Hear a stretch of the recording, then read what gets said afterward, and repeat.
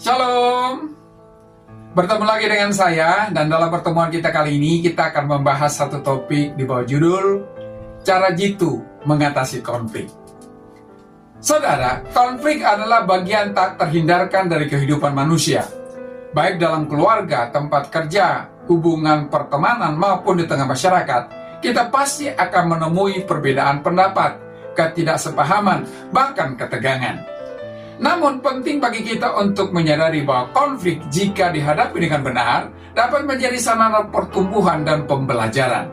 Bagaimana kita mengatasi konflik akan menentukan apakah hubungan tersebut berkembang atau justru menjadi rusak. Untuk itu ada beberapa langkah yang harus kita lakukan. Yang pertama adalah mengenali akar konflik. Saudara, langkah pertama dalam mengatasi konflik adalah memahami penyebab utamanya. Konflik biasanya tidak muncul begitu saja, melainkan hasil dari perbedaan persepsi, nilai, harapan, atau kepentingan. Dengan mencari akar permasalahannya, kita dapat lebih objektif dalam menghadapi situasi. Penting untuk bertanya, apa sebenarnya yang menjadi pokok persoalan? Apakah masalah ini tentang fakta, perasaan, atau nilai yang bertentangan? Yang kedua adalah komunikasi yang efektif. Saudara, komunikasi adalah kunci utama dalam penyelesaian konflik. Seringkali konflik terjadi karena kurangnya pemahaman antara pihak-pihak yang terlibat. Dalam proses komunikasi, kita harus belajar mendengarkan secara aktif. Ini berarti kita tidak hanya menunggu giliran berbicara, tetapi benar-benar berusaha memahami sudut pandang orang lain. Bertanya dengan jelas dan menghindari asumsi yang tidak berdasar juga sangat penting. Saat berbicara, gunakan bahasa yang tidak menuduh atau menghakimi. Hindari kata-kata seperti "kamu selalu" atau "kamu tidak pernah" yang cenderung memicu pertahanan diri dari pihak lain. Sebaliknya, gunakan pernyataan "saya merasa" untuk mengkomunikasikan perasaan Anda tanpa menyalahkan. Yang ketiga adalah mengelola emosi. Emosi seringkali menjadi penghalang terbesar dalam menyelesaikan konflik. Ketika marah, frustrasi, atau kecewa menguasai, kita cenderung tidak berpikir jernih.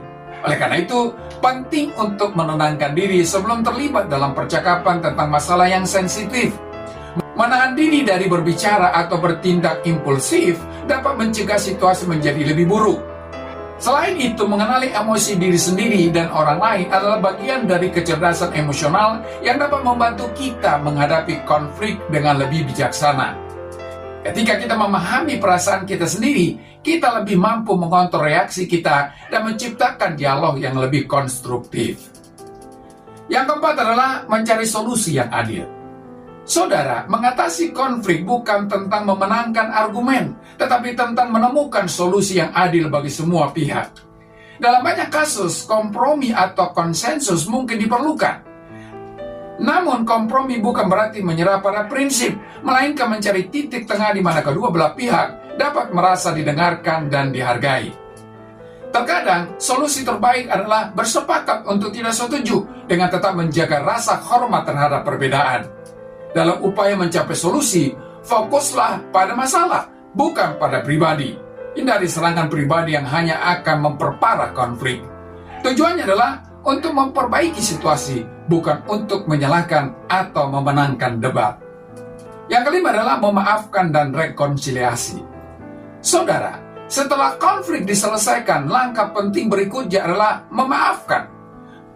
Memaafkan tidak berarti kita melupakan kesalahan atau setuju dengan apa yang telah terjadi, tetapi ini adalah langkah penting untuk melepaskan dendam dan rasa sakit yang dapat merusak hubungan lebih lanjut.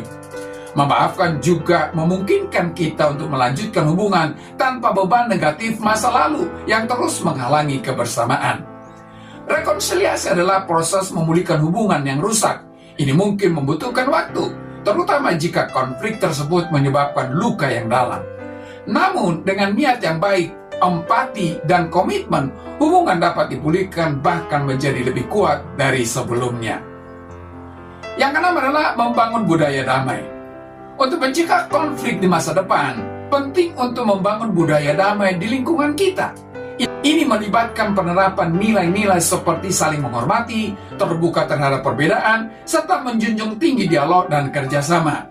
Ketika kita menciptakan budaya yang mendorong komunikasi yang sehat dan penghargaan terhadap perbedaan, potensi terjadinya konflik dapat berkurang.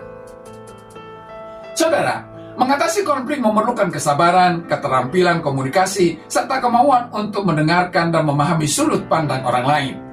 Konflik bukanlah sesuatu yang harus dihindari, tetapi harus dihadapi dengan sikap yang tepat agar dapat menghasilkan perubahan positif dan pertumbuhan hubungan. Dengan mencari solusi yang adil, mengelola emosi, dan membangun budaya damai, kita dapat mengubah konflik dari hambatan menjadi kesempatan untuk menciptakan hubungan yang lebih kuat dan lebih bermakna.